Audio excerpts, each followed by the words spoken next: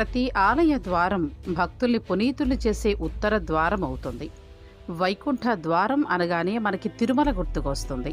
అయితే తిరుమలలో జరిగే వైకుంఠ దర్శనం గురించి మీకు తెలియని కొన్ని నిజాలను ఈ వీడియోలో వివరంగా తెలుసుకుందాం.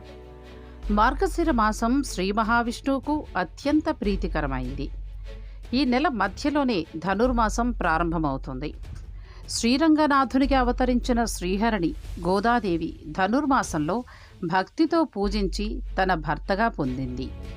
రోజుకు పాసురంతో శ్రీమన్నారాయణుణ్ణి స్తుతించిన గోదాదేవి ఆయనను ప్రసన్నంగా చేసుకుంది.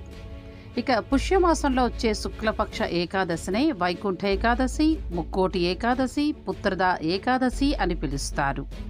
ఈ రోజున ఉత్తర ద్వారంలో శ్రీమన్నారాయణుణ్ణి దర్శించుకోవాలని భక్తులు ఎంతో ఆరాటపడతారు. ఏడాదికి వచ్చే 24 ఏకాదశుల్లో ప్రతిదీ